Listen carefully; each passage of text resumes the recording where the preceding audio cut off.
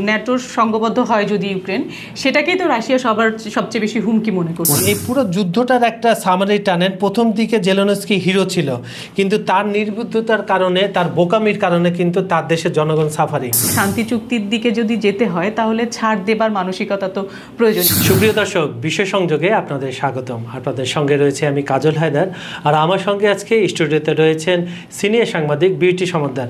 বিউটিবা, আমাদের এই বিশেষ সংযোগে আমার এবং দর্শকের তরফ থেকে আপনাকে স্বাগত।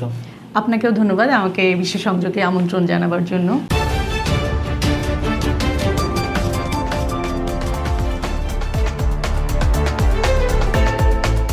তো দর্শকরা অনেক কমেন্ট করেন, কিন্তু আমাদের সময় হাতে খুব অল্প, তাই সব কমেন্ট পড়া যাচ্ছে না বলে দর্শকরা আগে ক্ষমা চেয়ে নিচ্ছি আমরা। তারপরে আমি কিছু কমেন্টস পড়ছি। মমিনুল হক নামে এক দর্শক লিখেছেন, ইউরোপীয় ইউনিয়নভুক্ত ন্যাটো রাষ্ট্রগুলো মিলে রাশিয়াকে ধ্বংস করতে চাচ্ছে, পুতিনের উচিত পারমাণবিক যুদ্ধের প্রস্তুতি নেওয়া। উনি একটা পরামর্শ দিয়েছেন আর কি। আচ্ছা, রবিউল ইসলাম নামে আমাদের আরেক দর্শক লিখছেন, পোল্যান্ড ইউক্রেন ড্রোন কারখানা তার দেশের ভেতরে স্থাপনা করতে দিয়ে রাশিয়ার নিরাপত্তার জন্য হুমকি সৃষ্টি করেছে, রাশিয়ার কোনো উপায় নেই পাল্টা হামলা চালানোর। আরেকজন লিখছেন, জেলেনস্কি ন্যাটোর সঙ্গে রাশিয়ার যুদ্ধ বাঁধানোর জন্য উস্কানি দিচ্ছে, এই ঘটনা প্রত্যেকে বুঝতে পারছে। রোমানিয়া যে কিছু ড্রোন গিয়েছে সেটার ব্যাপারে আলোচনা তৈরি হচ্ছে। তো সুপ্রিয় দর্শক, আপনারা কমেন্ট করবেন, আমরা যতদূর পারবো কমেন্টগুলো পড়ার চেষ্টা করব। ধন্যবাদ সবাইকে। আমরা মূল অনুষ্ঠানে ফিরে যাই এখন। আপনি জানেন 9 সেপ্টেম্বর হঠাৎ করে বলা নেই কওয়া নেই কাতারের রাজধানী দোহাতে একটি নির্দিষ্ট ভবনে হামলা চালায় আপনার একটি দেশ, পার্শ্ববর্তী দেশ। তাদের যুক্তি হচ্ছে তাদের দেশের জন্য হুমকি, এ ধরনের কিছু দুষ্কৃতকারীরা ওখানে মিটিং করছিল, এই হামলাটা চালায়। এরপরেই মধ্যপ্রাচ্য মোটামুটি একটু নড়ে চড়ে বসেছে। এরই পরিপ্রেক্ষিতে আপনার একটা সম্মেলন হয়ে গেল সৌদিতে আপনার। সেখানে কিছু বিষয় উঠে এসেছে তাদের নিজেদের নিরাপত্তার ব্যাপারে, এবং ন্যাটোর আদলে, ন্যাটোতে যেমন 32টা ইউরোপিয়ান দেশ রয়েছে, তাদের যে একটা ঐক্যবদ্ধ একটা জোট, সেখানে মার্কিন যুক্তরাষ্ট্র রয়েছে, সেই আদলে একটা জোট করতে যাচ্ছে এই আপনার প্রাথমিক আলাপ, এবং এটা করতে যাচ্ছে ইয়ের নেতৃত্বে, আমাদের সৌদি আরবের নেতৃত্বে, ওনার নেতৃত্বে থাকবে। কিছু কিছু দেশে নামও এসেছে সেখানে, মিশর, জর্ডান, সংযুক্ত আরব আমিরাত এবং কাতার সহ আরও কিছু দেশ। কিন্তু কারা কারা কতটা রাষ্ট্র মিলে হবে কিছুই হয়নি, জাস্ট এটা প্রাথমিক আলোচনা। তো আমার যেটা ভয়, আপনার কাছে আপনার যেটা প্রশ্ন, অতীতে বিভিন্ন আমাদের ওআইসি নামে একটা অকার্যকর, আমি বলবো যে মুসলিম প্রধান দেশের একটা সংগঠন রয়েছে যাদের শোক দেওয়া ছাড়া আর কোনো কার্যক্রম নাই। কারণ মধ্যপ্রাচ্য অনেক আগে থেকে, সেই 1960 দশকের পর থেকে প্রচণ্ডভাবে আপনার অস্থিতিশীল অবস্থায় রয়েছে। স্যাটেল মিডল ইস্ট আমরা দেখতে পাইনি এখন, যে স্যাটেল একটা শান্তিপূর্ণ অবস্থানে নাই, বিভিন্ন দেশের সাথে সমস্যা রয়ে গেছে।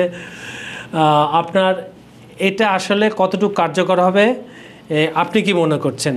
না, আমার কাছে যেটা মনে হয়েছে যে আন্তর্জাতিক পর্যবেক্ষকরা, যেটা বিশ্লেষকরা যেটা পর্যবেক্ষণ করছে, আসলে ঐক্যবদ্ধ না থাকলে এখন আসলে বিশ্ব এগিয়ে নেওয়া আমরা বিভিন্ন জায়গায় দেখতে পাচ্ছি যে বিভিন্নভাবে অনাকাঙ্ক্ষিত অনেক ঘটনাই ঘটছে, যেটা আসলে আন্তর্জাতিক একটা মাথা ব্যথার কারণ হয়ে দাঁড়াচ্ছে। আর বিশেষ করে আপনি যেটা বললেন যে ইসলামিক কান্ট্রিগুলোর যে একটা ঐক্যবদ্ধ হবার যে বিষয়টা, যে ওআইসি যে যে পদক্ষেপ নেওয়া দরকার ছিল বা যে ভূমিকা পালন সেটা আমরা কখনোই দেখতে পাইনি। তো সেই দিক থেকেও হয়তো তারা নতুন করে চিন্তা করছে যে আসলে এরকম একটা সংঘবদ্ধ জায়গা থাকা দরকার বা শক্তিশালী নিজেদের তৈরি করে নেওয়া দরকার। সেক্ষেত্রে এই আরব ন্যাটো যদি হয়, আমার কাছে মনে হয় যে এটা খুবই ভালো একটা উদ্যোগ হবে, এবং যে রাষ্ট্রগুলো এর আগে তাদের প্রতিপক্ষ ভেবেছে বা বিভিন্ন ধরনের যুক্তি দিয়ে বিভিন্ন আক্রমণ করেছে, সেই জায়গায় একটা শক্তিশালী পদক্ষেপ বা হুমকি বা মাথা ব্যথার কারণ হয়ে দাঁড়াতে পারে যদি সেটা কার্যকরী হয়। যদিও এখনও আমরা দেখছি যে একদমই প্রাথমিক পর্যায়ে আছে।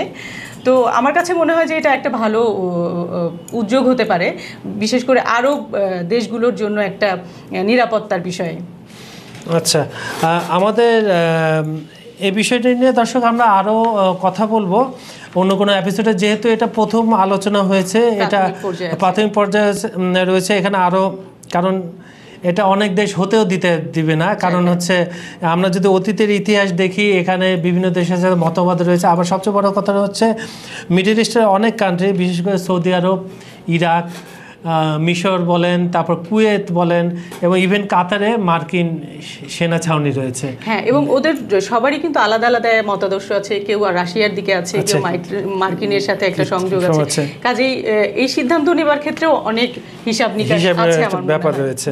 কিন্তু এটা যদি হয়, এটা বলা যেতে পারে যদি আপনি একটু নিউজ অ্যানালাইসিস করেন, চীন এবং রাশিয়া কিন্তু সাপোর্ট দিবে, হ্যাঁ, কারণ ওরা চায় একটা মানে অক্ষশক্তি তৈরি হোক। হ্যাঁ।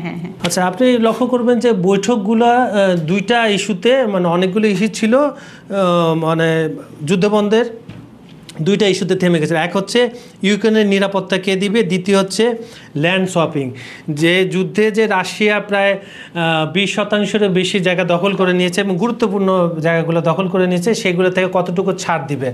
তো প্রথম যে যদি আমরা নিরাপত্তা ইস্যু নিয়ে কাজ হলে, ট্রাম্প বলল মার্কিন যুক্তরাষ্ট্রের নেতৃত্বে ইউরোপের কিছু কান্ট্রি এখানে ইনভলভ হবে, রাশিয়া সেটাতে সম্মতি দেয়নি এবং সাফ জানিয়ে দিয়েছে এই ধরনের হলে তারা কিন্তু মানবে না।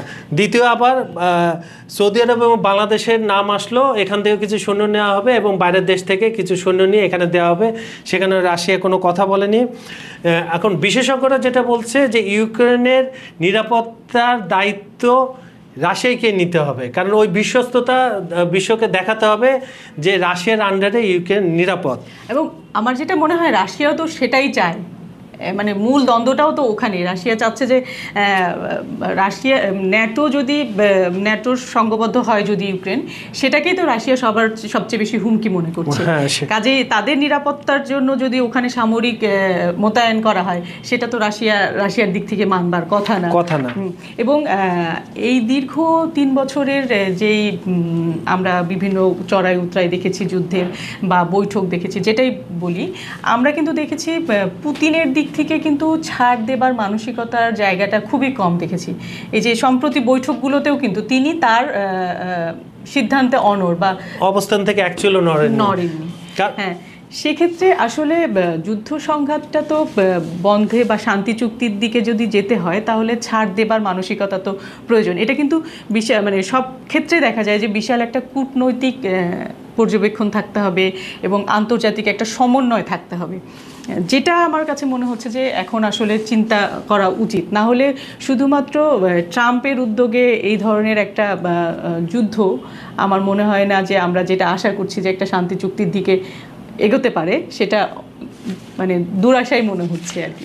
আপনার এতদিন আপনার দক্ষিণ থেকে আক্রমণ হয়ে জেলেনস্কি, আপনার বলেন যে জ্যাপানস্কি, তারপরে হচ্ছে ডনেস, এসব জায়গা সে ভালো, বেলারুশ থেকেও। এখন যেটা হচ্ছে আপনার পোল্যান্ডে হঠাৎ কেন? পোল্যান্ডে হঠাৎ আক্রমণ হওয়ার কারণ হচ্ছে ইউক্রেনে যে রসদ যায় আপনার ইউরোপের দেশ থেকে, এই করিডোরটা হচ্ছে এখন রাশিয়া চাচ্ছে পোল্যান্ডকে অস্থির করতে বেলারুশের মাধ্যমে। গতকাল কিন্তু 3 দিনে জ্যাপার যে 2025 সামরিক মহড়া যৌথবাহিনী, সেটা শেষ হয়েছে এবং সেখানে অনেক ধরনের অস্ত্র প্রদর্শিত হয়েছে এবং এটা এক ধরনের ন্যাটো দেশভুক্ত কিন্তু হুমকি যে তোমরা যতটুকু, কারণ আপনি যদি এই পুরো যুদ্ধটার একটা সামারি টানেন, প্রথম দিকে জেলেনস্কি হিরো ছিল, কিন্তু তার নির্বুদ্ধতার কারণে, তার বোকামির কারণে কিন্তু তার দেশের জনগণ সাফারিং। তার নিজের দেখা উচিত ছিল আমার শক্তি কতটুকু, আমি একটা বৃহৎ শক্তির সাথে কতক্ষণ লড়াই করতে পারবো এবং আমাকে যারা ঠেলে দিচ্ছে যুদ্ধের মুখে, তারাও বা কতদিন আমাকে সাপোর্ট করবে। এখন আপনি যেটা কেবলই বললেন যে পরাশক্তিটা, মানে আপনার অপোজিটে কে আছে তাকে তো আপনাকে দেখতে হবে, কারণ দিন শেষে কিন্তু দুই দেশেরই বলেন সাফারার হচ্ছে কিন্তু সাধারণ মানুষ, ক্ষতি তো হচ্ছে, রাশিয়ারা হচ্ছে। এটা এখন কিন্তু দুই দেশের মধ্যেও সীমাবদ্ধ নেই, এটা কিন্তু বিশ্বব্যাপী ছড়িয়ে গেছে। এই যে ধরেন রাশিয়াকে চাপের মুখে রাখবার জন্য ট্রাম্প প্রশাসন বিভিন্নভাবে নিষেধাজ্ঞা দিচ্ছে, প্রথম থেকে 15,000 নিষেধাজ্ঞা, কিন্তু আপনার পুতিন হেসে এটার উত্তর দিয়েছিলেন মাঝখানে। পুতিন তো খুব কম কথা বলে যে আমরা এটা অভ্যস্ত হয়ে গেছে। এবং আপনি 2024 সালে যদি জিডিপি দেখেন, মার্কিন যুক্তরাষ্ট্র এবং ইউনাইটেড কিংডম এবং ইউরোপের কয়েকটা দেশের চাইতে রাশিয়ার জিডিপি বেশি, কারণ হচ্ছে ইউরোপীয় ইউনিয়নের অনেক দেশ নির্ভর করছে, হ্যাঁ নির্ভর রাশিয়া থেকে তেল কিনছে এবং তাদেরও কিন্তু বিকল্প সোর্সের জায়গায় যাবার মতো ক্যাপাসিটি তো থাকতে হবে। তো সেই জায়গা থেকে আমরা কিন্তু দেখছি যে এই চাপটা যে রাশিয়ার উপর যে মার্কিন প্রশাসন যে চাপটা দেবার চেষ্টা করছে সেটাও আসলে কতটুকু কার্যকর, এবং আপনি দেখেছেন যে ট্রাম্প প্রশাসনও কিন্তু চাপ দিতে দিতে গিয়ে তারা যখন দেখছে যে চাপে কাজ হচ্ছে না, তারা কিন্তু আবার আলোচনার দিকেও ফিরে আসছে। কাজেই এটাও যে কার্যকরী উপায় হয়ে উঠছে না সেটা হয়তো ট্রাম্প প্রশাসন বুঝতে পারছে।